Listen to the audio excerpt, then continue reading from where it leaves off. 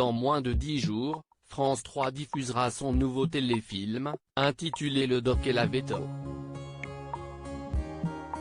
Porté par Dounia Cohézin et Michel Sim, ce dernier raconte l'histoire d'une jeune femme venant de Paris qui, en échange d'une bourse, est contrainte d'exercer pendant 3 ans dans un désert médical.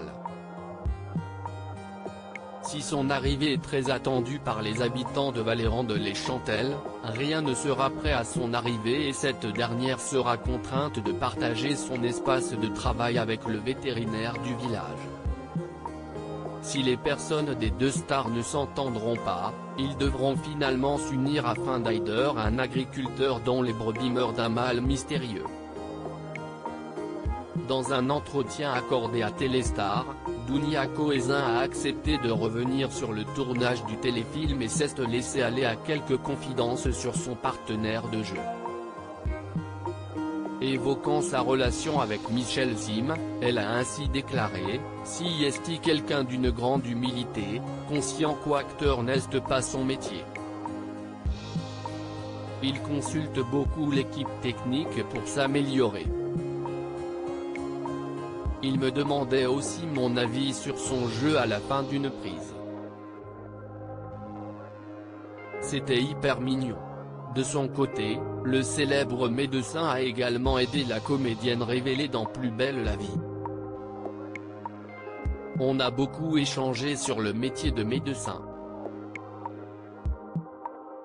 Et pour chaque scène où je jouais des consultations, comme prendre la tension, il me donnait des conseils techniques. Il était toujours présent, même les jours où il ne tournait pas, a-t-elle révélé. Il se débrouille très bien. En octobre dernier, si est déjà lors d'une interview à Téléstar que Dounia Cohézin s'était confiée sur son nouveau projet. Elle avait révélé alors « Nous avons terminé le 14 octobre. Je joue une médecin urgentiste parisienne qui débarque à la campagne, dans un désert médical. Elle est obligée de partager le cabinet d'un vétérinaire, qui fait aussi office de généraliste, incarné par Michel.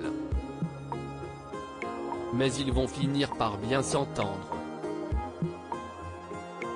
À l'époque, elle avait confié à propos de son partenaire, il se débrouille très bien. On sent qu'il a l'habitude des caméras. Et il a envie d'apprendre.